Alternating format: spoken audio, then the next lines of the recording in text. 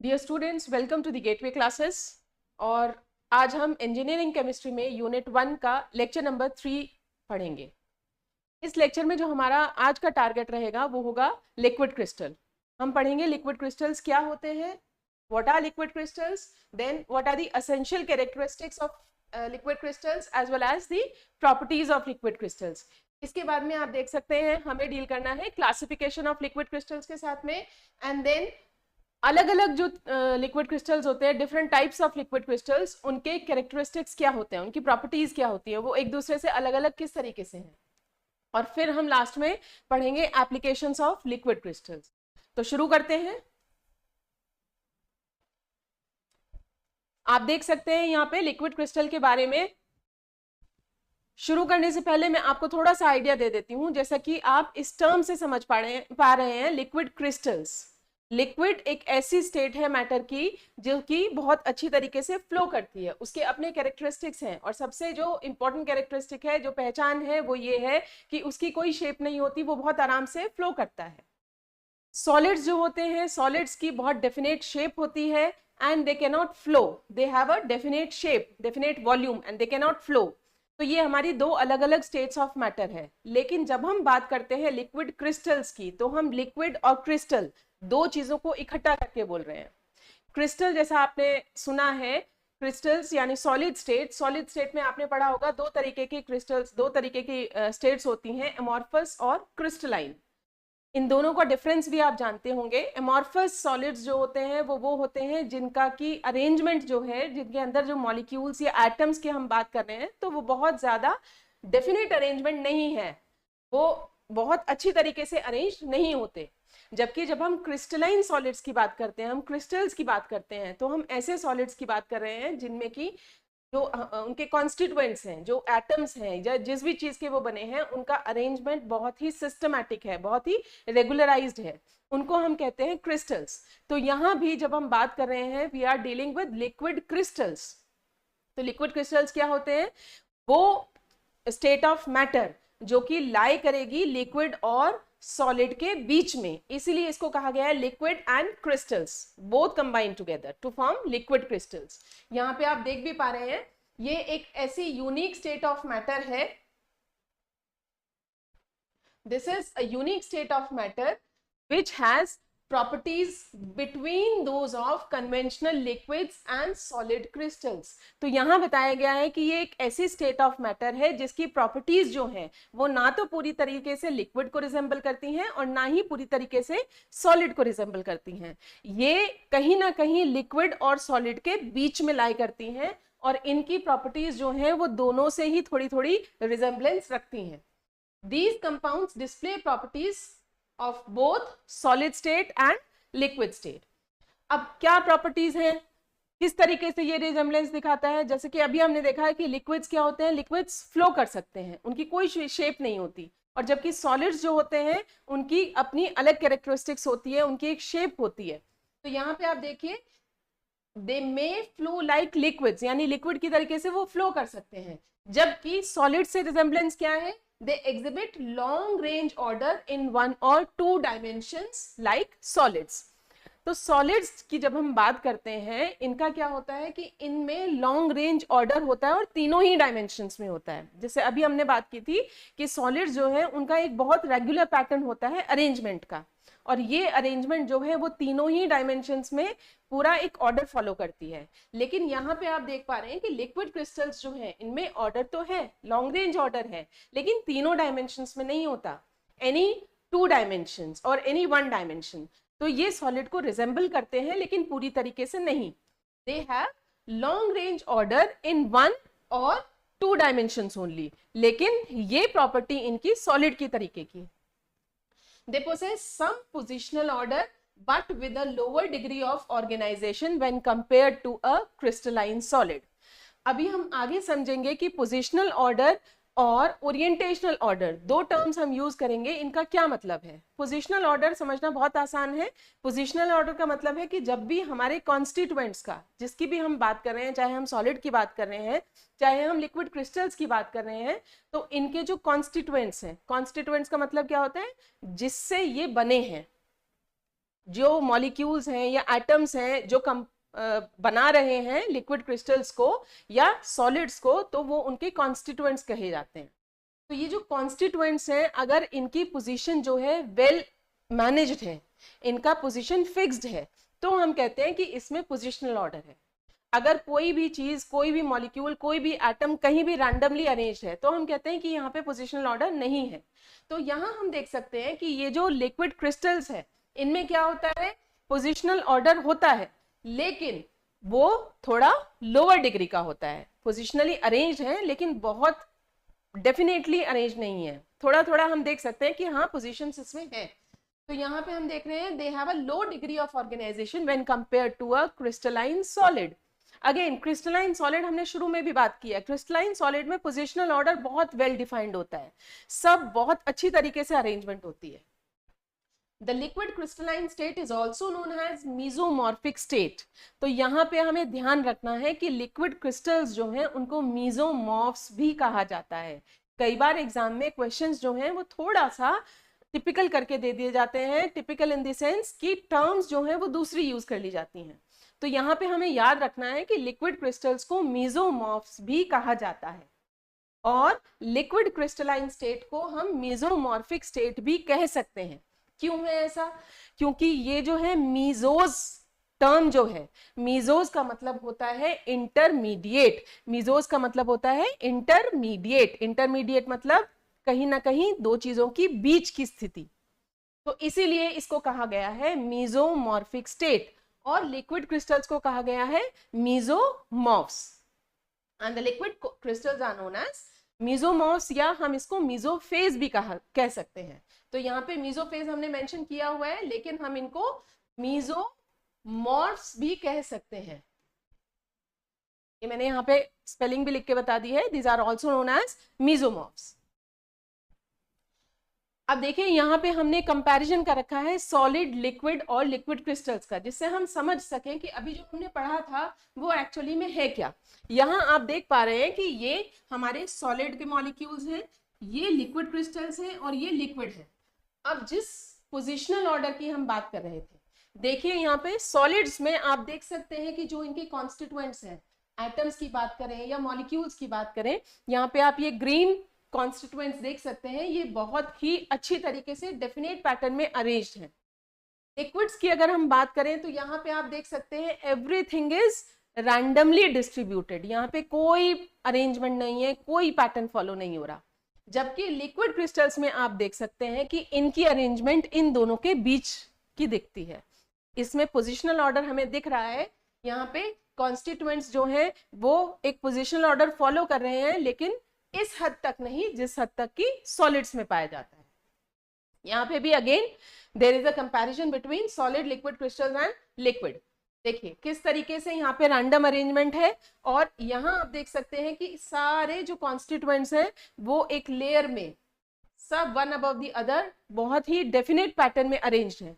Liquid crystals को आप देख सकते हैं इतना रैंडमनेस नहीं है जितनी कि लिक्विड में होती है, और इतना ऑर्डर्ड अरेंजमेंट भी नहीं है जितना कि सॉलिड में है, यानी कि इन दोनों के बीच की स्टेट है। लिक्विड क्रिस्टलाइन स्टेट को हम किस तरीके से पढ़ सकते हैं, किस तरीके से समझ सकते हैं, तो उसके लिए हमें दो चीजें समझने की जरूरत है। एक है पोजिशनल ऑर्डर और दूसरा है ओरिएंटेशनल ऑर्डर। पोजिशनल ऑर्डर तो अभी हम पढ़ भी चुके हैं, अभी हम समझ भी चुके हैं। पोजिशनल ऑर्डर क्या होता है? पोजिशनल ऑर्डर है वो extent to which an average molecule और group of molecule shows translational symmetry, जैसा कि क्रिस्टल्स में देखा जाता है। पोजिशनल ऑर्डर क्या होता है? ये एक ऐसा अरेंजमेंट है जिसमें कि हमारे कॉन्स्टिट्यूएंट्स जो हैं वो पोजिशनली बहुत अच्छी तरीके से डिस्ट्रीब्यूटेड है। नेक्स्ट हम बात करते हैं ओरिएंटेशनल ऑर्डर की। तो ओरिएंटेशनल ऑर्डर समझने के लिए हम एक एग्जांपल ले लेते हैं, जैसे कि क्लासरूम में अगर हम बात करें, क्लासरूम में जो स्टूडेंट्स बैठते हैं वो सब के सब ब्लैक बोर्ड की तरफ फेस करके बैठते हैं। कोई भी स्टूडेंट ऐसे नहीं बैठता कि ब्लैक बोर्ड की तरफ पीठ करके बैठा है या दीवार की तरफ मुंह करके बैठा है। सारे के सारे स्टूडेंट्स जो हैं वो सब एक ही डायरेक्शन में अलाइंड होते हैं टुवर्ड्स दी ब्लैक बोर्ड। तो ऐसी अरेंजमेंट को जो सबकी सब एक ही डायरेक्शन में अलाइंड हो उसको हम कहते हैं ओरिएंटेशन। ऐसी क्लास को हम क्या कहेंगे? The class is well oriented, right. और अगर स्टूडेंट्स जो हैं वो कुछ इधर मुंह करके बैठे हैं, कुछ उधर फेस करके बैठे हैं, कुछ पीछे फेस करके बैठते हैं, तो हम कहते हैं इस क्लास में ओरिएंटेशनल ऑर्डर नहीं है। आई होप इस एग्जाम्पल से आपको इस टर्म का मीनिंग बहुत अच्छी तरह से समझ में आ गया होगा। तो ओरिएंटेशनल ऑर्डर क्या होता है? Represents a measure of the tendency of the molecules to align along the direction on a long range basis. तो ये एक ऐसा ऑर्डर है जो कि रिप्रेजेंट करता है कि मॉलिक्यूल्स जो हैं वो सब के सब एक पर्टिकुलर डायरेक्शन में अलाइंड है या नहीं है।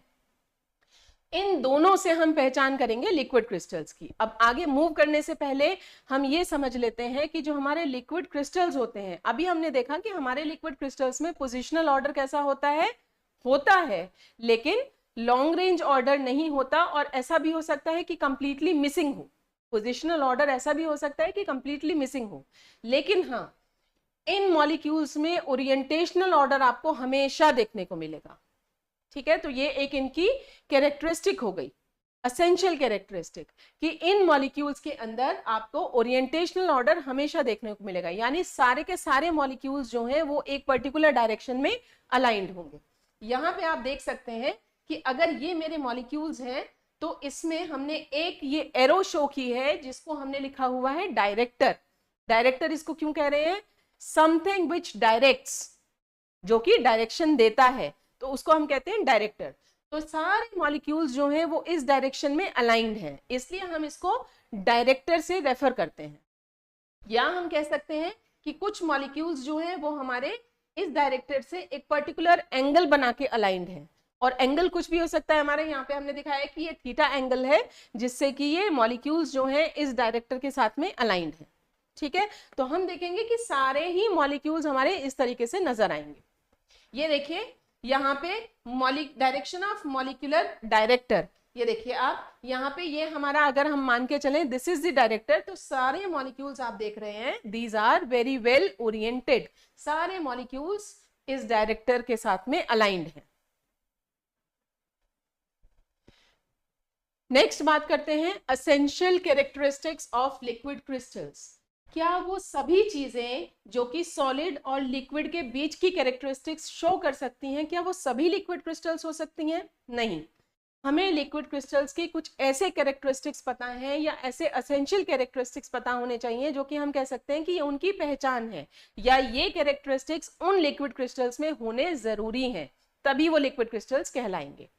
तो सबसे पहले तो हम ये तीन चीजें समझ लेते हैं फिर से, कि हम अगर क्रिस्टल फेज की बात करते हैं तो उसमें क्या पाया जाता है, अगर हम लिक्विड फेज की बात करते हैं तो उसमें क्या पाया जाता है, और अगर हम लिक्विड क्रिस्टल्स की बात करते हैं तो उसके अंदर हमें क्या देखना है।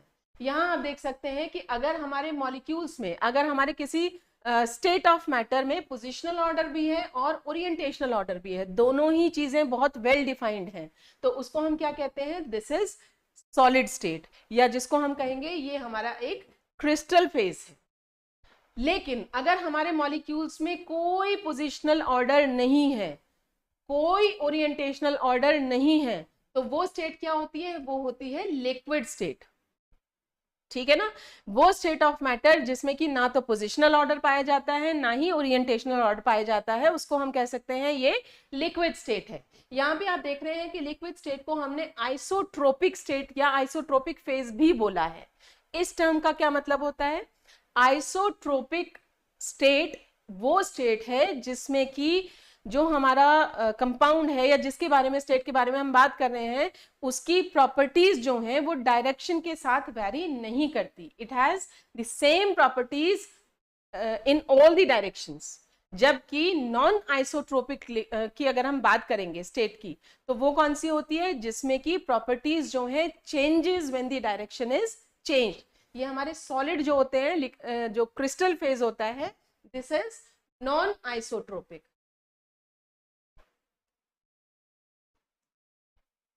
ये स्टेट हमारी कैसी होती है? नॉन आइसोट्रोपिक होती है, क्योंकि इसकी जो प्रॉपर्टीज होती हैं they changes along with the direction. और अगर हम बात करते हैं लिक्विड क्रिस्टल फेज की, तो लिक्विड क्रिस्टल फेज में क्या होता है? इनके अंदर वेरिंग पोजिशनल ऑर्डर है, लेकिन ओरिएंटेशनल ऑर्डर इनमें पाया जाता है। वेरिंग पोजिशनल ऑर्डर का मतलब क्या है, हो भी सकता है, नहीं भी हो सकता, लेकिन ओरिएंटेशनल ऑर्डर इनमें हमेशा पाया जाएगा। तो ऐसी स्टेट ऑफ मैटर को हम कहते हैं लिक्विड क्रिस्टलाइन फेज। क्या ये आइसोट्रोपिक होते हैं या नॉन आइसोट्रोपिक होते हैं, यानी एन आइसोट्रोपिक। तो यहाँ पे हमें ये याद रखना है कि हमारे लिक्विड क्रिस्टल्स जो हैं ये भी कैसे होते हैं, सॉलिड्स की तरह से ये एन आइसोट्रोपिक या नॉन आइसोट्रोपिक होते हैं, यानी कि इनकी भी प्रॉपर्टीज जो हैं वो डायरेक्शन के साथ में चेंज होती हैं। Essential requirement for a molecule to be a liquid crystal, तो जैसे मैंने अभी आपको बताया, क्या वो सभी चीजें जो लिक्विड और सॉलिड के बीच में लाई करती हैं या जिनमें इन दोनों की प्रॉपर्टीज पाई जाती है, क्या उनको हम लिक्विड क्रिस्टल्स कह सकते हैं? नहीं, सभी को नहीं कह सकते, हमें इन कैरेक्टरिस्टिक्स का ध्यान देना है। These are the essential requirement. किसी भी मॉलिक्यूल को लिक्विड क्रिस्टल कहलाने के लिए ये प्रॉपर्टीज उसमें होनी जरूरी है। सबसे पहले देखिए, shape of the molecule must be rod like और डिस्क लाइक। तो सारे मॉलिक्यूल्स जो हमारे लिक्विड क्रिस्टल्स हैं वो कैसे होते हैं, या तो रॉड लाइक होंगे या डिस्क लाइक, यानी या तो मॉलिक्यूल हमारा इस तरीके का होगा रॉड लाइक, या फिर होगा हमारा इस तरीके से डिस्क लाइक, जैसे हमारे कॉइन्स होते हैं, सिक्के होते हैं। Second, the molecules must be n-isotropic in nature। n-isotropic का मतलब क्या है वो मैंने अभी आपको बताया है। तो सभी मॉलिक्यूल्स जो हैं, सभी लिक्विड क्रिस्टल्स जो हैं वो कैसे होते हैं, n-isotropic होते हैं नेचर में। Molecules must have some rigidity in its central region and the ends must be flexible।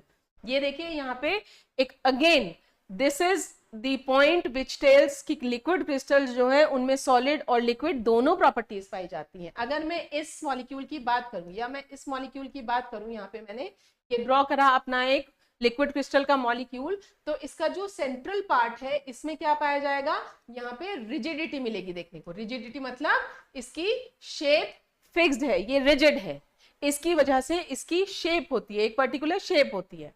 जबकि जो एंड है वो कैसे होते हैं, वो फ्लेक्सिबल है। तो these ends these are flexible.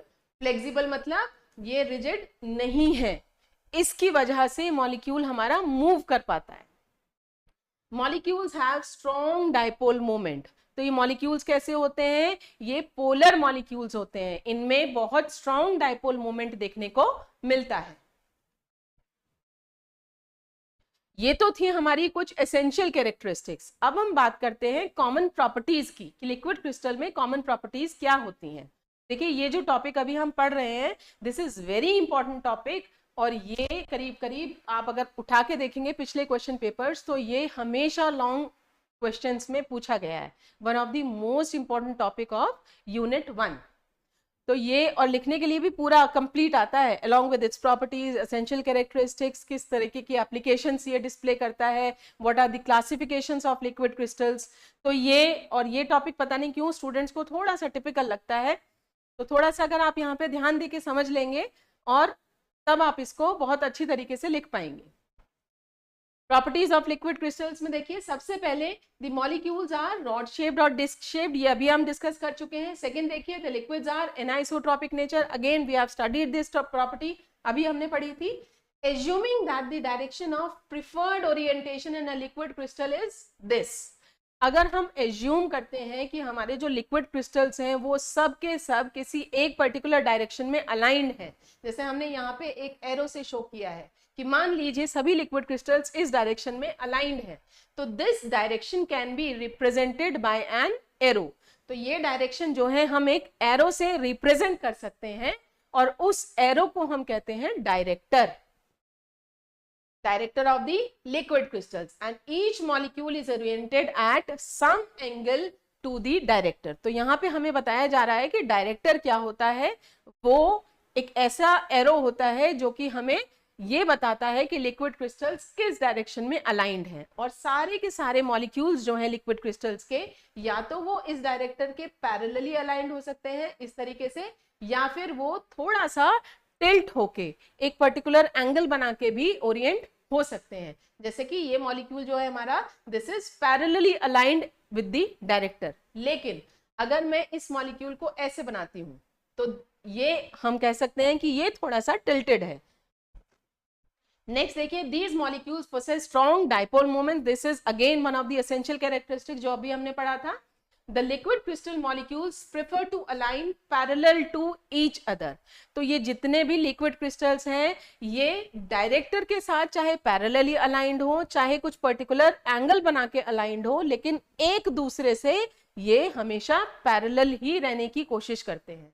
जैसे अगर मैं बात करती हूँ कि मैंने एक लिक्विड क्रिस्टल इस तरीके से बनाया है, ये हमारा डायरेक्टर हो गया, ये लिक्विड क्रिस्टल है, तो ये लिक्विड क्रिस्टल्स कुछ इस तरीके से पाए जाएंगे. आप देख सकते हैं कि सारे के सारे एक दूसरे से पैरेलली अलाइंड हैं. The liquid crystal molecules prefer to align parallel to each other. क्यों है ऐसा, ये पैरेलली अलाइंड क्यों रहते हैं? क्योंकि इनके बीच में स्ट्रॉन्ग इंटरैक्टिव फोर्सेस रहती हैं. हम कह सकते हैं कि स्ट्रॉन्ग इंटरमोलिकुलर अट्रैक्शन होता है. और किस तरीके का अट्रैक्शन पाया जाता है? पाई पाई इंटरैक्शन पाया जाता है. तो इनके बीच में इंटरैक्शन जो है, इंटरैक्टिव फोर्सेस काम करती हैं, जिसकी वजह से ये इस तरीके से पैरेलली अलाइंड होते हैं एक दूसरे से. एक typical liquid crystal of a molecule is represented by a central rigid part. उस रिजिड पार्ट को हम क्या कहते हैं? This is known as mesogen. अभी हमने पीछे देखा था कि अगर मैं बात करती हूं कि ये मेरा एक मॉलिक्यूल है और ये इसका सेंट्रल रिजिड पार्ट है, तो इसको हम क्या कहेंगे? Mesogen. This is known as mesogen. Generally aromatic. ये हिस्सा कैसा होता है? ये एरोमेटिक होता है. ठीक है, जैसे हमें पता है कि बेंजीन जो है वो एरोमेटिक है नेचर में, तो ये कैसा होता है? ये एरोमेटिक होता है. And the flexible ends, ends हमारे कैसे हैं? फ्लेक्सिबल हैं. और ये कैसे होते हैं? ये जनरली एलिफेटिक ग्रुप्स होते हैं. तो हम कह सकते हैं कि जो हमारे मॉलिक्यूल्स हैं लिक्विड क्रिस्टल्स के, ये सेंटर में एरोमेटिक मॉलिक्यूल्स के बने होते हैं और इनके आसपास कॉर्नर्स में जो है वो क्या होते हैं? वो एलिफेटिक ग्रुप्स होते हैं.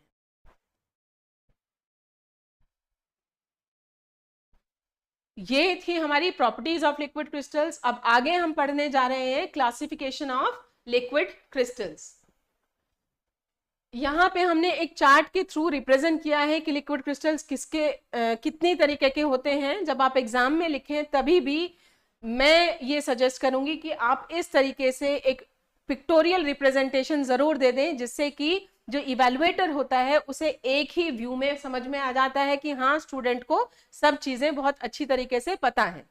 यहाँ पे आप देखिए हमने लिक्विड क्रिस्टल्स लिए हैं. लिक्विड क्रिस्टल्स का बेसिक क्लासिफिकेशन जो है वो कितने तरीके का होता है? 2 तरीके का होता है. यहाँ पे आप देखिए, पहला है थर्मोट्रॉपिक लिक्विड क्रिस्टल और दूसरा है लायोट्रॉपिक लिक्विड क्रिस्टल.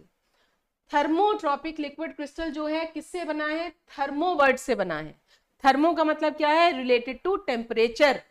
ट्रॉपिक मतलब ट्रांजिशन. तो थर्मोट्रॉपिक यानी कि वो मॉलिक्यूल्स जो कि टेम्परेचर से रिलेटेड होते हैं, जिनका ट्रांजिशन, ट्रांजिशन मतलब क्या होता है? एक फेज से दूसरे फेज में मूव करना, ट्रांजिशन. तो जिनका ट्रांजिशन टेम्परेचर डिपेंडेंट है उनको हम कहते हैं थर्मोट्रॉपिक लिक्विड क्रिस्टल्स. यहाँ पे आप देखिए हमने दिखाया हुआ है, these are temperature dependent. Next है हमारा लायोट्रॉपिक लिक्विड क्रिस्टल्स. लायो मतलब होता है solvent, tropic again that is transition. तो जिनकी फॉर्मेशन जो है या जिनका ट्रांजिशन जो है वो डिपेंड करता है किस पे? सॉल्वेंट की कंसंट्रेशन पे. सॉल्वेंट डिपेंडेंट है, उन क्रिस्टल्स को हम कहते हैं lyotropic liquid crystals. Thermotropic liquid crystals को आगे फिर क्लासिफाई किया है into calamitic liquid crystals and discotic liquid crystals. तो डिस्कोटिक तो आपको समझ में आ रहा है, डिस्कोटिक मतलब डिस्क शेप्ड. यहाँ पे जो क्लासिफिकेशन आ रहा है वो आ रहा है on the basis of shape. पहले हमने किया है कि इनका फॉर्मेशन किस पे डिपेंड करता है. यहाँ पे हमने फॉर्मेशन ऑफ लिक्विड क्रिस्टल्स किस चीज पे डिपेंड करता है उस पे क्लासिफाई किया है, और थर्मोट्रॉपिक को हम आगे क्लासिफाई कर रहे हैं on the basis of their shape. तो ये डिस्कोटिक लिक्विड क्रिस्टल्स जो हैं ये कैसे होते हैं? ये डिस्क शेप्ड होते हैं, इस तरीके से डिस्क के जैसे हैं. जबकि कैलोमेटिक लिक्विड क्रिस्टल्स कैसे होते हैं? ये रॉड शेप्ड होते हैं, यानी कि सारे मॉलिक्यूल्स इस तरीके से हमारे रॉड शेप्ड होंगे. कैलोमेटिक लिक्विड क्रिस्टल्स और डिस्कोटिक लिक्विड क्रिस्टल्स, ये कैलोमेटिक लिक्विड क्रिस्टल्स जो हैं ये आगे have been categorized into smectic, nematic and cholesterol liquid crystal. ये हम अभी आगे डिटेल में पढ़ेंगे ये क्या होते हैं, इनकी प्रॉपर्टीज एक दूसरे, ये सभी रॉड शेप्ड हैं लेकिन इनकी प्रॉपर्टीज जो हैं वो एक दूसरे से अलग अलग हैं, इनमें डिफरेंस है आपस में, वो क्या है वो अभी हम आगे देखेंगे। तो सबसे पहले हम बात करते हैं थर्मोट्रॉपिक लिक्विड क्रिस्टल्स की। यहाँ पे आप देख पा रहे हैं thermotropic liquid crystals, they are formed by the change of temperature. जब भी हम टेम्परेचर का चेंज करते हैं तब ये लिक्विड क्रिस्टल्स का फॉर्मेशन होता है। ये कहाँ पाए जाते हैं, they occur as liquid crystals over a certain range of temperature between the solid and liquid phase. तो ये सॉलिड फेज और लिक्विड फेज के बीच में लाए करते हैं और एक अच्छे खासे टेम्परेचर रेंज पे पाए जाते हैं। जैसे यहाँ आप इस डायग्राम से देख सकते हैं, ये हमारा ये हिस्सा जो है ये रिप्रेजेंट करता है क्रिस्टलाइन सॉलिड को, ये हमारा सॉलिड का एरिया है। अब हमने यहाँ पे टेम्परेचर बढ़ाना शुरू किया तो यहां से ट्रांजिशन हुआ हमारे सॉलिड का इनटू अनदर फेज।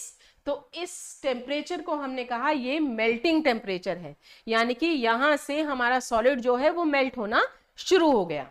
और यहां से यहां तक आप देख पा रहे हैं कि ये जो एरिया है ये वो एरिया है जहां पे सॉलिड पूरी तरीके से लिक्विड में बदला नहीं है, but it is undergoing changes, it is undergoing a transition.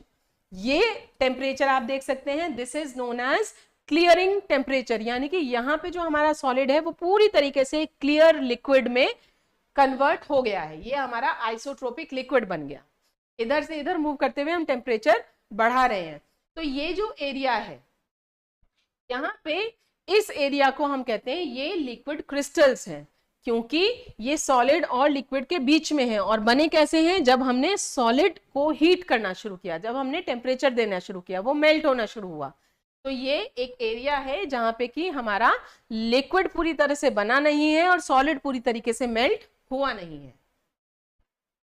ये देखिए अगेन, यहां से आपको इस डायग्राम से बहुत अच्छा व्यू मिल जाएगा। ये हमारा क्रिस्टल है, यानी कि सॉलिड स्टेट है। यहाँ आप देख पा रहे हैं कि हीट हमने दी है इसको, तो ये कन्वर्ट हो जाता है लिक्विड क्रिस्टल्स में। Further heating the liquid crystals it changes into complete liquid. इसी तरीके से हम वापस भी कर सकते हैं इसको, जैसे लिक्विड है हमारा, इसको अगर हम ठंडा करना शुरू करें, टेम्परेचर लोअर करना शुरू करें, तो it will be converted into liquid crystal and further lowering of temperature will convert it into solid state.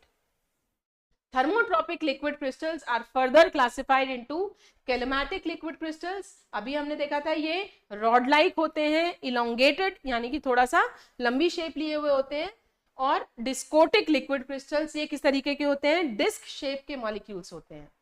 कैलोमैटिक liquid crystals elongated होते हैं, रॉड के जैसे मॉलिक्यूल्स हैं, और आगे क्लासिफाई किए गए हैं into nematic, smectic and cholestric liquid crystals.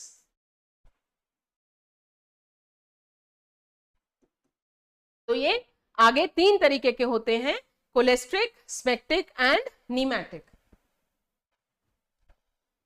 शुरू करते हैं हमारे first type of calamitic liquid crystals को, जिनका नाम है नीमैटिक लिक्विड क्रिस्टल्स। देखिए जब हम ये कैरेक्टरिस्टिक्स पढ़ेंगे तो आप ये कैरेक्टरिस्टिक्स पढ़ के आगे जब हम स्पेक्टिक पढ़ेंगे तो आप कंपैरेटिव एनालिसिस कीजिएगा, हर एक पॉइंट को आप देखेंगे कि उसका कंपैरिजन हमने दिया हुआ है। जैसे नीमैटिक लिक्विड क्रिस्टल जो है वो बना किससे है, वो बना है नीमा वर्ड से। नीमा वर्ड जो है उसका मतलब क्या होता है, उसका मतलब होता है थ्रेड। थ्रेड यानी धागा। धागा कैसा होता है, बहुत पतला होता है। तो ये जो मॉलिक्यूल्स हैं हमारे, ये कैसे हैं, ये पतले धागे के जैसे होते हैं। Word pneumatic is derived from the Greek word pneuma which means thread। और इनकी प्रॉपर्टीज कैसी होती हैं, इनमें कोई पोजिशनल ऑर्डर नहीं पाया जाता, ये इनकी खास कैरेक्टरिस्टिक है।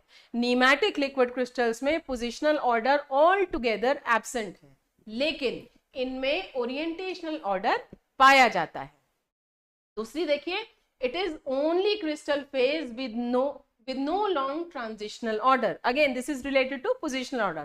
तो ये हमारा अकेला लिक्विड क्रिस्टल ऐसा है, अलग अलग तरीके के लिक्विड क्रिस्टल्स अभी हम पढ़ रहे हैं, ये अकेला लिक्विड क्रिस्टल ऐसा है जिसमें कि बिल्कुल भी हमारा पोजिशनल ऑर्डर नहीं पाया जाता। Molecules have elongated rod like shape and are thread like. तो मॉलिक्यूल्स कैसे हैं, रॉड के जैसे हैं लेकिन पतले हैं धागे की तरीके से। आप देख सकते हैं यहाँ पे हमने एक डायग्राम में शो किया है, ये हमारा मॉलिक्यूल है नीमैटिक लिक्विड क्रिस्टल का। आप देख सकते हैं ये किस तरीके से इलोंगेटेड है और रॉड शेप्ड है। व्यू देने के लिए यहाँ पे इसको थोड़ा सा थिक करके दिखाया गया है, अदरवाइज जब आप डायग्राम ड्रॉ करेंगे तो आप इन लिक्विड क्रिस्टल्स का इस तरीके से डायग्राम ड्रॉ कर सकते हैं, पतला। They do not have layered structure, तो ये इनमें लेयर्स नहीं पाई जाती। अभी जब हम आगे पढ़ेंगे दूसरे लिक्विड क्रिस्टल्स तो आप देखेंगे उनमें पर्टिकुलर लेयर्स फॉर्म में अरेंज्ड है हमारे लिक्विड क्रिस्टल, लेकिन यहाँ पे तो हमने पढ़ा है कि पोजिशनल ऑर्डर है ही नहीं, तो यहाँ पे लेयर्स भी नहीं पाई जाएंगी।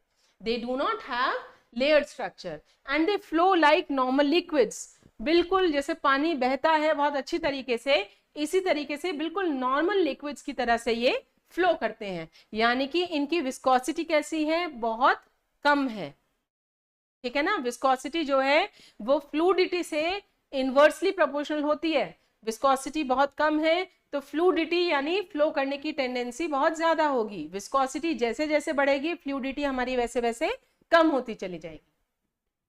They have low viscosity, that is why they flow very easily. They can be aligned by the application of electric or magnetic field. This is or.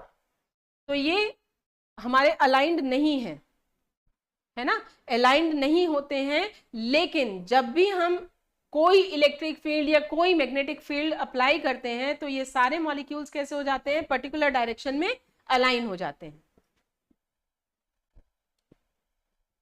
These are, यहाँ पे molecules are free to move in all the directions. तो हमारे ये जो molecules होते हैं अभी आप देख रहे हैं कि ये डायरेक्टर के साथ अलाइंड नहीं है, लेकिन जब भी इनको हम इलेक्ट्रिक या मैग्नेटिक फील्ड अप्लाई करेंगे उसमें रखेंगे तो ये मॉलिक्यूल्स एकदम से डायरेक्टर के साथ में अलाइन हो जाते हैं, राइट। तो ये मॉलिक्यूल्स जनरली क्या करते हैं, ये किसी भी डायरेक्शन में फ्लो कर सकते हैं, flow in all the directions but not in layers. Example para azoxy anisole, ये एग्जाम्पल हमें याद रखना है। हम याद रखेंगे कि हर एक टाइप का हम एक एग्जाम्पल एग्जाम में जरूर कोट करें। स्ट्रक्चर हम यहाँ पे डील नहीं करेंगे क्योंकि वो हमारे लिए जरूरी भी नहीं है, हमें बनाना भी नहीं है। स्ट्रक्चर्स कॉम्प्लिकेटेड होते हैं, हमें बनाने की जरूरत नहीं है। You just have to learn the example. Para azoxy anisole जो है हमारा नीमैटिक लिक्विड क्रिस्टल का एग्जाम्पल है, और आप यहाँ देख सकते हैं ये पहला सिंथेटिक लिक्विड क्रिस्टल था जो कि बनाया गया था, जो कि लेबोरेटरी में सिंथेसाइज किया गया था। नेक्स्ट है smectic liquid crystal. Smectic liquid crystal जो है वो कैसे होते हैं, वो सोप लाइक होते हैं, साबुन के जैसे होते हैं, और बहुत ही ग्रीसी टाइप होते हैं, यानी कि इनकी चिकनाहट होती है इन मॉलिक्यूल्स में। जैसे साबुन आप देखते हैं वो बहुत ही ग्रीसी होती है, क्लेई होती है, तो इसी तरीके से ये जो लिक्विड क्रिस्टल्स हैं वो कैसे होते हैं, सोपी टेक्सचर होता है इनका, ये ग्रीसी होते हैं। The molecules are cigar shaped. यहाँ पे आप देखिए difference from the nematic liquid crystals. Nematic कैसे थे, थ्रेड लाइक थे, पतले थे एकदम से इस तरीके से, लेकिन ये मॉलिक्यूल्स हमारे कैसे हैं, कंपैरेटिवली थिक हैं, सिगार शेप्ड हैं, यानी कि इनको जब हम ड्रॉ करेंगे तो इनको हम इस तरीके से थोड़ा सा थिक ड्रॉ करेंगे। They do not flow like normal liquids and has limited mobility. Again, when compared to pneumatic, pneumatic में हमने देखा था कि इनकी मोबिलिटी बहुत अच्छी है, वो बहुत अच्छी तरीके से फ्लो करते हैं।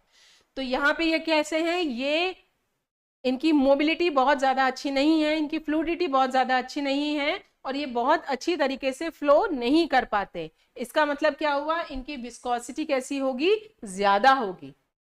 न्यूमैटिक क्रिस्टल से इनकी विस्कोसिटी कैसी होगी, ज्यादा होगी। अब देखिए हमने पढ़ा था कि जब हम सॉलिड्स को मेल्ट करते हैं तब लिक्विड क्रिस्टल्स का फॉर्मेशन होता है। जब हम सॉलिड्स को मेल्ट करना शुरू करेंगे तो शुरू में वो कैसे होते हैं, ज्यादा विस्कस होते हैं, उनकी विस्कोसिटी थोड़ी ज्यादा होती है। जैसे जैसे हम उसको हीट करते चलेंगे सॉलिड मेल्ट होता जाएगा और उसकी विस्कोसिटी कैसी होती चली जाएगी, कम होती चली जाएगी। इसका मतलब पहले स्मेक्टिक लिक्विड क्रिस्टल्स बनते हैं at lower temperature, and at higher temperature क्या बनता है, न्यूमैटिक लिक्विड क्रिस्टल्स। इनकी viscosity is comparatively higher than that of pneumatic liquid crystals. They are formed at lower temperature. अभी मैंने आपको बताया they are not affected by external or electric और magnetic field, इनके ऊपर एक्सटर्नल इलेक्ट्रिक या magnetic field का कोई असर नहीं होता। क्यों नहीं होता? क्योंकि ऑलरेडी अलाइंड है। इनमें बहुत अच्छा पोजिशनल ऑर्डर आपको देखने को मिलता है, शॉर्ट रेंज पोजिशनल ऑर्डर देखने को मिलेगा, लेकिन इनमें पोजिशनल ऑर्डर भी होता है और इनमें ओरिएंटेशनल ऑर्डर भी होता है। इनका वेल डिफाइंड लेयर्ड स्ट्रक्चर होता है। यहाँ पे आप देखिए मॉलिक्यूल्स जो हैं वो अच्छी तरीके से लेयर्स में अरेंज्ड है। Molecules flow in layers, they can move within the layers but not from one layer to another। तो ये जो मॉलिक्यूल्स हैं ये आपस में इस तरीके से मूव कर सकते हैं, एक्सचेंज कर सकते हैं पोजीशंस, लेकिन एक मॉलिक्यूल एक लेयर से दूसरी लेयर में मूव नहीं कर सकता। they have short range orientational as well as positional order। तो again this is a difference from pneumatic liquid crystals कि इनमें पोजिशनल ऑर्डर भी देखने को मिलता है, इनमें ओरिएंटेशनल ऑर्डर भी देखने को मिलता है। न्यूमेटिक में पोजिशनल ऑर्डर नहीं था, सिर्फ ओरिएंटेशनल ऑर्डर पाया जाता था। दो तरीके के होते हैं ये स्मेक्टिक लिक्विड क्रिस्टल्स, स्मेक्टिक ए और स्मेक्टिक सी। ये इनकी ओरिएंटेशन पे डिपेंड करता है। जैसे यहाँ पे आप देख सकते हैं, यहाँ पे हमने इनको शो कर रखा है। अगर मैं कहूँ कि ये डायरेक्टर है तो ये जो स्मेक्टिक ए मॉलिक्यूल्स हैं ये डायरेक्टर के साथ पैरेलली अलाइंड हैं, लेकिन स्मेक्टिक सी जो है वो विद रिस्पेक्ट टू डायरेक्टर थोड़ा सा टिल्टेड है। ये वाले मॉलिक्यूल्स जो हैं अगर ये हमारा डायरेक्टर है तो ये एक पर्टिकुलर एंगल पे टिल्टेड है। This is the only difference between smectic A and smectic C. Example इसका है ethyl para azoxy phenetole. Next liquid crystals होते हैं कोलेस्ट्रिक लिक्विड क्रिस्टल्स। अब देखिए नीमैटिक जो है वो नीमा वर्ड से बना था, थ्रेड लाइक। स्मेक्टिक जो है वो सोप लाइक थे, इसलिए उनको स्मेक्टिक कहा जाता था। और यहाँ पे आप देख रहे हैं cholesteric liquid crystals. कोलेस्ट्रिक liquid crystals क्यों कहा गया है इनको? क्योंकि इनका जो स्ट्रक्चर है वो काफी कुछ कोलेस्ट्रॉल से मिलता जुलता है। Cholesterol is not a liquid crystal, लेकिन उसके जब हम उस पे सब्स्टिट्यूएंट्स लगा देते हैं तब हम उसको कन्वर्ट कर पाते हैं लिक्विड क्रिस्टल्स में। तो इनका जो बेसिक स्ट्रक्चर है वो कोलेस्ट्रॉल से मिलता है, इसीलिए इनको कहा गया है कोलेस्ट्रिक लिक्विड क्रिस्टल्स। और एक और टर्म यूज की गई है कायरल नीमैटिक लिक्विड क्रिस्टल। ऐसा क्यों कहा गया है? कायरल का मतलब आप समझते हैं, ऐसे मॉलिक्यूल्स जो कि हमारी प्लेन पोलराइज्ड लाइट को रोटेट कर पाते हैं, इनको हम कहते हैं कायरल मॉलिक्यूल्स। तो ये जो मॉलिक्यूल्स हैं हमारे, जब हम इनके थ्रू प्लेन पोलराइज्ड लाइट को पास कराएंगे तो क्या होगा, वो प्लेन पोलराइज्ड लाइट रोटेट हो जाती है या तो लेफ्ट में या तो राइट में, इसलिए इनको कहा गया है कायरल, राइट। यहाँ पे नीमैटिक लिक्विड क्रिस्टल क्यों कहा गया है? क्योंकि ये नीमैटिक लिक्विड क्रिस्टल्स को रिजेंबल करते हैं, इनकी प्रॉपर्टीज उनको रिजेंबल करती हैं, लेकिन ये कैसे हैं? कायरल हैं। नीमैटिक लिक्विड क्रिस्टल्स कायरल नहीं होते। तो हम कह सकते हैं कि जब हम नीमैटिक लिक्विड क्रिस्टल्स में कुछ ऐसी चेंजेस कर दें या कुछ ऐसी चीज मिला दें जिससे कि वो कायरल फॉर्म में कन्वर्ट हो जाए, तो ये बन जाते हैं cholesteric liquid crystals. Colestric liquid phase is composed of nematic mesogenic molecules containing a chiral center। तो आप देखिए यहाँ पे ये कैसे हैं, ये नीमैटिक मॉलिक्यूल्स हैं लेकिन उनके अंदर क्या है, उनके अंदर chiral center है, which produces intermolecular forces that favor alignment between molecules at a slight angle to one another। तो आपने देखा था कि नीमैटिक लिक्विड क्रिस्टल्स जो हैं उनमें पोजिशनल ऑर्डर नहीं होता, लेकिन जब हम नीमैटिक लिक्विड क्रिस्टल्स को कायरल बना दें या उसमें कायरलिटी इंट्रोड्यूस कर दें तो क्या होता है, उनके जो मॉलिक्यूल्स हैं उनमें आपस में इंटरमॉलिक्यूलर फोर्सेस तो हैं ही, तो ये मॉलिक्यूल्स जो हैं वो एक पर्टिकुलर डायरेक्शन में अलाइन हो जाते हैं और पोजीशन भी अपनी फिक्स कर लेते हैं। They are aligned at slight angle to the director as well as to one another. ये देखिए, ये यहाँ पे समझने की जरूरत है कि ये जो लेयर्स हैं ये भी लेयर्ड स्ट्रक्चर होती है कोलेस्ट्रिक, लेकिन इसमें जो मॉलिक्यूल्स हैं अलग अलग लेयर्स में वो एक दूसरे से थोड़ा सा टिल्टेड होते हैं। अभी और आगे समझेंगे, आपको अच्छी तरह से समझ में आ जाएगा। This phase is usually observe from cholesterol derivatives. तो अभी जैसे मैंने आपको बताया था कि कोलेस्ट्रॉल नहीं लेकिन कोलेस्ट्रॉल के डेरिवेटिव्स लिक्विड क्रिस्टल्स हो सकते हैं, यहीं से कोलेस्ट्रिक लिक्विड क्रिस्टल टर्म बनी है। The molecules are essentially chiral, यानी कि ये मॉलिक्यूल्स जरूर से कायरल होंगे, ठीक है। The molecules are arranged in layers like smectic liquid crystals, ये मॉलिक्यूल्स लेयर्स में अरेंज होते हैं। Each layer in cholesteric liquid crystal is tilted with respect to the other one. तो यहाँ पे हमें ध्यान रखना है कि अगर मैं कहती हूँ कि ये मेरी एक लेयर है कोलेस्ट्रिक लिक्विड क्रिस्टल्स की, यहाँ पे मैंने लेयर्ड अरेंजमेंट बनाई है, तो जो दूसरी लेयर हम बनाएंगे इसकी वो कैसी होगी, with respect to this one, ये हमारे मॉलिक्यूल्स थोड़ा सा इस लेयर में टिल्ट हो जाएंगे इस तरीके से। तो यही यहाँ पे बताया गया है कि अलग अलग लेयर्स जो हैं वो एक दूसरे की रेस्पेक्ट में कैसी होती हैं, टिल्टेड होती हैं। And hence molecules take one complete turn of 360 degrees to make a helix। तो हर लेयर दूसरी लेयर से थोड़ी सी टिल्टेड होगी। ये मॉलिक्यूल्स इसी तरीके से आपस में टिल्ट होते चले जाएंगे। ये हमारी नेक्स्ट लेयर हो गई। तो आप देख रहे हैं, अगर मैं डायरेक्टर की बात करूं, अगर ये यहाँ पे इस तरीके से है तो यहाँ कैसे है, इस तरह से, ये यहाँ इस तरह से। तो जब भी हम एक लेयर से दूसरी लेयर में मूव कर रहे हैं तो हमारे मॉलिक्यूल्स टिल्ट होते चले जा रहे हैं, और इस तरीके से टिल्ट होते होते होते होते ये क्या होगा, ये एक पूरा कंप्लीट 360 डिग्री टर्न ले लेंगे, यानी वापस अपनी उसी पोजीशन पे आ जाएंगे। ये देखिए, the distance covered by the director in making a one complete turn is known as pitch. अभी हमने पढ़ा कि किस तरीके से ये मॉलिक्यूल्स जो हैं वो लगातार इस तरीके से टिल्ट होते चले जाते हैं। हर लेयर पहली लेयर की रिस्पेक्ट में टिल्टेड होती है, और ये टिल्ट होते होते वापस कैसे हो जाते हैं, वापस एक 360 डिग्री टर्न लेके अपनी पोजीशन पे पहुंच जाते हैं। तो ये जो पूरा एक डिस्टेंस है, अगर हम डायरेक्टर की रिस्पेक्ट में बात करें रिस्पेक्ट में, तो यहाँ पे आप देख सकते हैं ये मॉलिक्यूल्स यहाँ पे इस तरीके से हैं सॉरी, और यहाँ टिल्ट होने शुरू हुए। ये देखिए यहाँ पे टिल्ट होते चले जा रहे हैं, और ये यहाँ पे आके पूरा एक 360 डिग्री टर्न मॉलिक्यूल्स ने इस तरीके से वापस अपनी पोजीशन पे आ गए हैं। तो ये जो पूरा एक डिस्टेंस है, हम डायरेक्टर की टर्म्स में इस डिस्टेंस को मेजर कर सकते हैं। और ये जो पूरा डिस्टेंस है, जबकि हमारे कोलेस्ट्रिक लिक्विड क्रिस्टल्स एक कंप्लीट रिवॉल्यूशन ले लेते हैं, एक कंप्लीट रोटेशन ले लेते हैं, उसको हम क्या कहते हैं, that is known as pitch, PITCH, pitch. ये कैसी होती है, this is inversely proportional to temperature. Temperature से पिच का इनवर्स रिलेशनशिप है, और ये टेम्परेचर, प्रेशर, इलेक्ट्रिक और मैग्नेटिक फील्ड सभी से ये इफेक्ट होती है। यानी कि हम क्या कहना चाह रहे हैं, हम कहना चाह रहे हैं कि जब भी हम टेम्परेचर बढ़ाएंगे या घटाएंगे, या हम इलेक्ट्रिक या मैग्नेटिक फील्ड का यूज करेंगे, या हम प्रेशर चेंज करेंगे, तो क्या होगा, ये डिस्टेंस जो है ये वैरी कर सकता है, ये कम हो सकता है, ज्यादा हो सकता है, यानी पिच वैरी करेगी।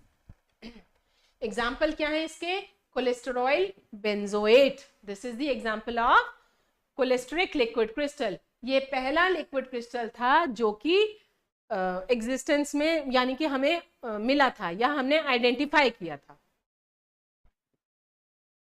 ये देखिए, ये हमारा नीमैटिक फेज है, और इसको हमने कायरल बना दिया है, यानी कि इसमें हमने इस तरीके से डोपिंग की है कि इसमें कायरलिटी हमने इंड्यूस कर दी है। तो यहाँ पे आप देख सकते हैं, इस डायग्राम से आपको समझ में आ जाएगा कि पिच किसको कहते हैं। ये देखिए, मॉलिक्यूल्स इस तरीके से एक कंप्लीट हेलिक्स यानी 360 डिग्री टर्न लेते हैं, इस डिस्टेंस को हम कह रहे हैं पिच। तो ये हमारा एक कोलेस्ट्रिक लिक्विड क्रिस्टल तैयार हो गया।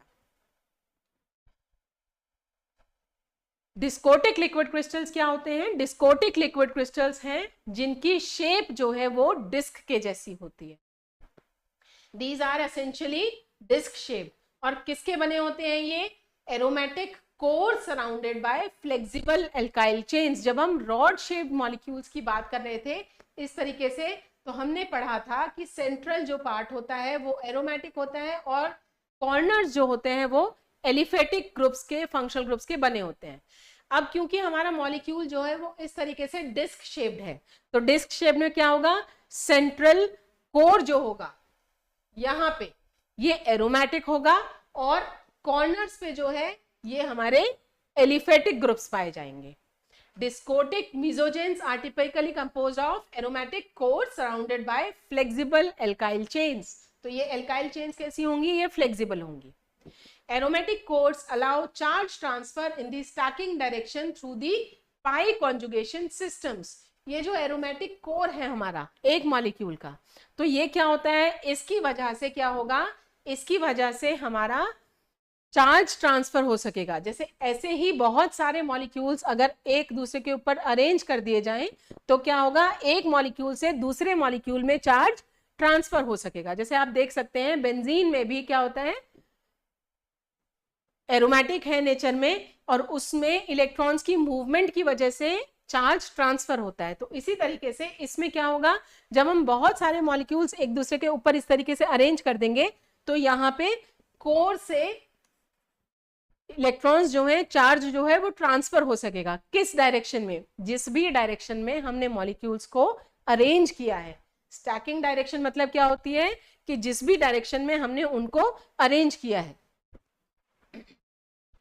To the pi conjugated systems. Pi conjugated systems मतलब क्या होता है कि हमारा सिंगल और डबल बॉन्ड का ऑल्टरनेट अरेंजमेंट जो होता है उसको हम कहते हैं कॉन्जुगेटेड सिस्टम।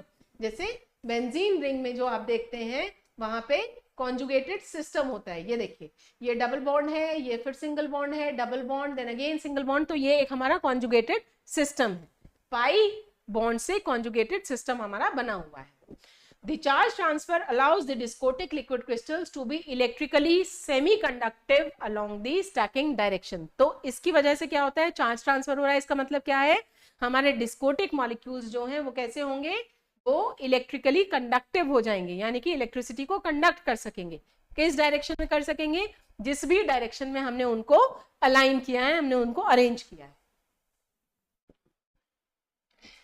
ये भी आगे दो तरीके के होते हैं डिस्कोटिक लिक्विड क्रिस्टल्स। देखिए, एक होता है डिस्कोटिक नीमैटिक फेज और दूसरा है डिस्कोटिक कॉलमनर फेज।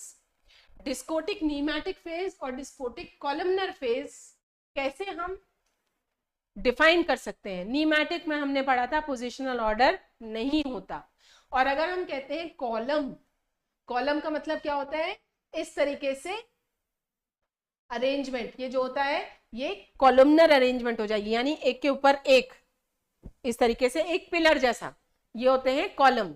तो यहां से हम आराम से समझ सकते हैं कि ये वो डिस्कोटिक मॉलिक्यूल्स हैं जो कि अरेंज नहीं है, जो कि रैंडमली है, रैंडम डिस्ट्रीब्यूशन है। न्यूमैटिक में पोजिशनल ऑर्डर नहीं होता था, लेकिन जब हम कहते हैं कॉलमनर फेज है, कॉलम्स हैं, इसका मतलब इनमें अरेंजमेंट प्रॉपर है। तो देखिए, disc shaped molecules have a tendency to lie on top of one another forming either discotic nematic phase या columnar phase। तो इन मॉलिक्यूल्स की क्या टेंडेंसी होती है, इनकी टेंडेंसी होती है कि एक दूसरे के ऊपर इस तरीके से अरेंज होते हैं।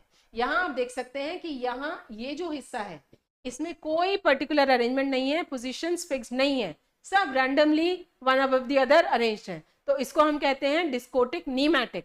लेकिन यहाँ आप देख सकते हैं कि ये वन अबव द अदर एक कॉलम हो गया, ये वन अबव द अदर दूसरा कॉलम हो गया। इस तरीके से ये डिस्कोटिक क्रिस्टल्स जो हैं ये एक दूसरे के ऊपर कॉलम्स की तरह से अरेंज हैं, तो इनको हम कहेंगे कॉलमनर डिस्कोटिक लिक्विड क्रिस्टल्स।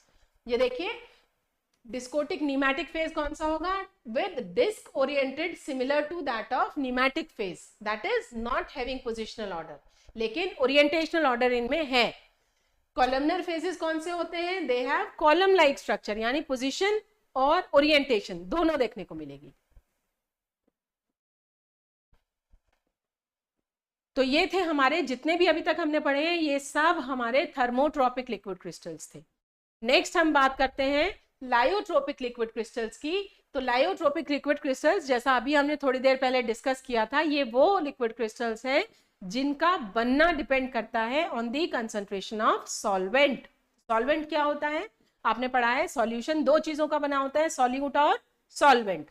सॉल्वेंट जिसमें हम सॉल्यूट को डिसॉल्व करते हैं उसको कहते हैं सॉल्वेंट। सॉल्यूट जिस इसके अंदर जिसको डिसॉल्व किया जाएगा उसको कहेंगे हम solute. Lyotropic liquid crystals are two component system where an amphiphile is dissolve in a solvent. तो सॉल्वेंट में हम डिजॉल्व कर रहे हैं किसको? एम्फीफाइल को। अब ये एम्फीफाइल क्या होता है? एम्फीफाइल हम कह सकते हैं कि ये हमारा एक ऐसा मॉलिक्यूल है जिसमें दो तरीके के नेचर्स हैं, दो तरीके के नेचर्स हैं, हाइड्रोफोबिक और हाइड्रोफिलिक। ठीक है, हाइड्रोफोबिक मतलब फोबिया, फोबिया मतलब डर, हाइड्रो मीन सॉल्वेंट, या जैसे हम कहते हैं पानी, पानी से डर, तो वो हो जाएगा हाइड्रोफोबिक। और हाइड्रोफिलिक कौन से होते हैं? Philic means loving, hydro means water, यानी वाटर लविंग, या हम कह सकते हैं सॉल्वेंट लविंग। जिन मॉलिक्यूल्स में ये दोनों चीजें प्रेजेंट होती हैं उनको हम कहते हैं एम्फीफाइल। Thus, lyotrophic mesophases are solvent and concentration dependent. तो ये डिपेंड करते हैं सॉल्वेंट की कंसंट्रेशन के ऊपर। The amphiphilic compounds are characterized by two different moieties, a hydrophobic polar end and a hydrophilic polar end and a hydrophobic tail. तो ये जो हमारे एम्फीफिलिक कंपाउंड्स हैं इनमें क्या पाया जाता है? इनमें दो तरीके के कैरेक्टरिस्टिक्स पाए जाते हैं। इनमें हाइड्रोफोबिक पोलर हेड होता है और इनकी हाइड्रोफिलिक पोलर हेड होता है और हाइड्रोफोबिक टेल होती है। जैसे अगर हम बात करें, ये एक मॉलिक्यूल का हेड है और इस तरीके से ये इसकी टेल है, तो ये पार्ट कैसा होगा? ये होगा हमारा हाइड्रोफिलिक यानी वाटर लविंग, और ये जो टेल है ये कैसी होगी? हाइड्रोफोबिक यानी कि वाटर रिपेलिंग, वाटर से इसे डर है, फोबिया है। Lyotropic liquid crystals are made by adding solvent to the solid until critical mesial concentration is reached. तो ये लायोट्रोपिक लिक्विड क्रिस्टल कैसे बनते हैं? ये तब बनते हैं जबकि हम लिक्विड क्रिस्टल्स के अंदर सॉल्वेंट ऐड करते हैं, या हम कह सकते हैं कि सॉल्वेंट, जब भी लिक्विड क्रिस्टल सॉल्वेंट में ऐड किए जाते हैं तब हमारे लायोट्रोपिक लिक्विड क्रिस्टल्स की फॉर्मेशन होती है। कब तक हम सॉल्वेंट ऐड करेंगे? जब तक कि हमारा क्रिटिकल मिसल कंसंट्रेशन नहीं पहुंच जाती। अब ये क्या होती है क्रिटिकल मिसल कंसंट्रेशन? ये अभी हम आगे देखेंगे, डायग्राम्स के साथ में आपको समझने का मिलेगा नेक्स्ट स्लाइड में। फिलहाल हम ये समझ के चलते हैं कि जब तक हम क्रिटिकल मिसल कंसंट्रेशन पे नहीं पहुंचते तब तक हमारा लिक्विड क्रिस्टल का फॉर्मेशन नहीं होता। ऑन फर्दर एडिशन, अगर हम इससे भी आगे सॉल्वेंट ऐड करते चले जाते हैं तो क्या होगा? सॉलिड जो है वो कंप्लीटली लिक्विड फेज में कन्वर्ट हो जाएगा। एग्जाम्पल कैसे हैं? एग्जाम्पल है जैसे सोप के मॉलिक्यूल्स हैं या डिटर्जेंट के मॉलिक्यूल्स हैं। आप देखते हैं कि जब हम सोप रखते हैं सोप केस में, तो आप देखेंगे कि सोप अगर हम हटाएंगे तो सोप केस में हमारे पास एक बहुत ही स्लिपरी सा सॉल्यूशन जैसा रहता है, वो होता है हमारा लिक्विड क्रिस्टल। और वो किससे बना है? जब सोप वाटर के साथ में इंटरैक्ट करती है तब हमारा लायोट्रोपिक लिक्विड क्रिस्टल बनता है। इसी तरीके से फॉस्फोलिपिड्स जो हैं, जो कि सेल मेम्ब्रेन्स में पाए जाते हैं, और toothpaste is also an example of lyotropic liquid crystal. Many proteins and cell membranes, tobacco mosaic virus, ये सब एग्जाम्पल्स हैं हमारे लायोट्रोपिक लिक्विड क्रिस्टल्स के। ये देखिए, ये हमारा एक एम्फीफाइल है, जैसा मैंने अभी आपको बताया था। ये पोलर हेड है और ये इसकी टेल है।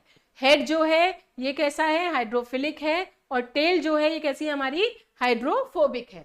तो यहाँ पे आप देखिए, ये इस तरीके के मॉलिक्यूल्स जो हैं, जब हम इनको सॉल्वेंट में ऐड करते हैं तो ये हमारा लायोट्रोपिक लिक्विड क्रिस्टल की फॉर्मेशन होती है। और ये कब होती है? जबकि क्रिटिकल मिसल कंसंट्रेशन रीच हो जाती है तब। ये क्रिटिकल मिसल कंसंट्रेशन क्या होती है? ये जो सारे मॉलिक्यूल्स हैं यहाँ पे आप देख सकते हैं, ये सारे मॉलिक्यूल्स जो हैं इस तरीके से एक गुच्छे की फॉर्म में इकट्ठे हो जाते हैं, और यहाँ सेंटर में आप देख रहे हैं सारी टेल्स जो हैं, जिन्हें हम कहते हैं हाइड्रोफोबिक हैं, पानी से डरती हैं, सॉल्वेंट से डरती हैं, वो कैसी हैं? वो सब वाटर से अपोजिट डायरेक्शन में फेस करके हैं। और ये जो सारे हेड्स हैं ये क्या हैं?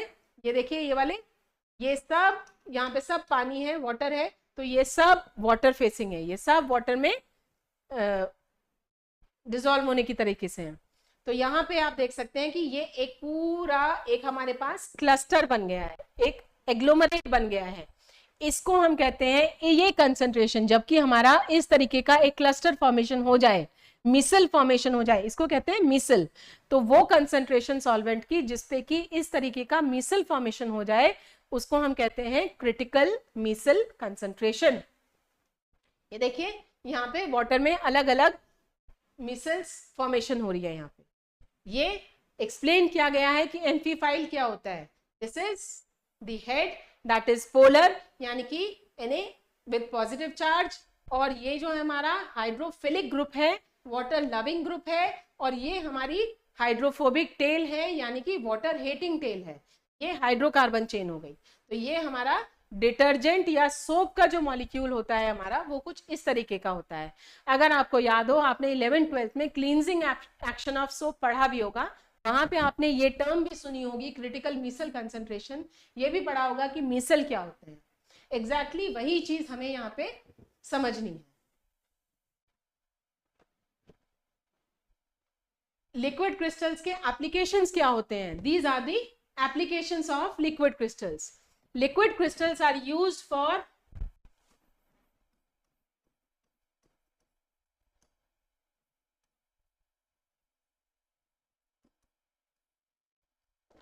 liquid crystals are used for displays in LCDs, calculators, wrist watches, etc.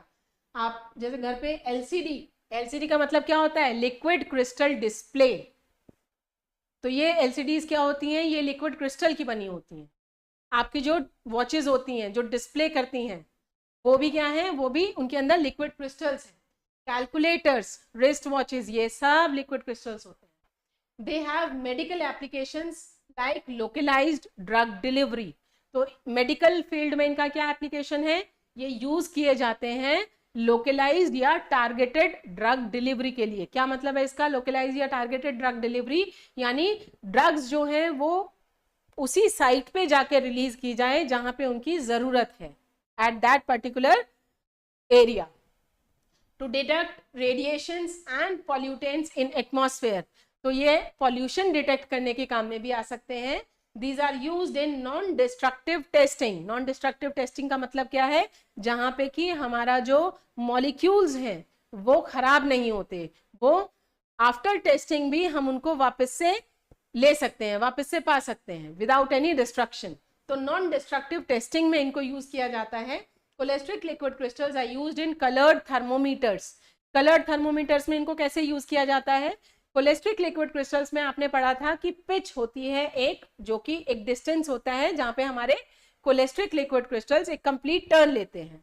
तो ये जो पिच होती है ये टेम्परेचर डिपेंडेंट होती है। हमने पढ़ा था pitch is inversely proportional to temperature. और ये जो इनवर्सली प्रोपोर्शनल टू टेम्परेचर है ये क्या होता है कि जब हम इस पे टेम्परेचर डालेंगे तो अगर टेम्परेचर बढ़ता है तो पिच घटती है, और ये जो डिस्टेंस है ये कॉरेस्पॉन्ड करता है या ये लाइट एब्जॉर्ब करता है इन दी विजिबल रीजन। ये वेवलेंथ को भी कॉरेस्पॉन्ड करता है ना? तो क्या होगा? जब हमारा टेम्परेचर वेरी करेगा तो वेवलेंथ ऑफ एब्जॉर्प्शन भी वेरी करेगी, यानी कि कलर जो ये ट्रांसमिट कर रहा है, जो कलर नजर आएगा वो भी चेंज होगा along with the distance of pitch, या हम कह सकते हैं along with the changing temperature। हमारा wavelength of light that is emitted will also change, और वो visible region में लाई करता है। तो ये किस काम में आ सकता है? ये colored thermometers के काम में आ सकता है। These are used to locate tumors, veins, arteries, infections and fetal placenta। ये इसके medical applications हैं। So this was all for the liquid crystals. Once again I want to tell you that this is a very important topic। बहुत important topic है। इससे short questions भी आते हैं, इससे long questions भी आते हैं, और शायद ही कोई ऐसा semester miss होता होगा first year का जिसमें कि ये topic पूछा ना जाए। And I hope कि आपको ये topic बहुत अच्छे से समझ में आ गया होगा और आप अब इसको अच्छे से लिख भी पाएंगे। So that is all for today. Thank you.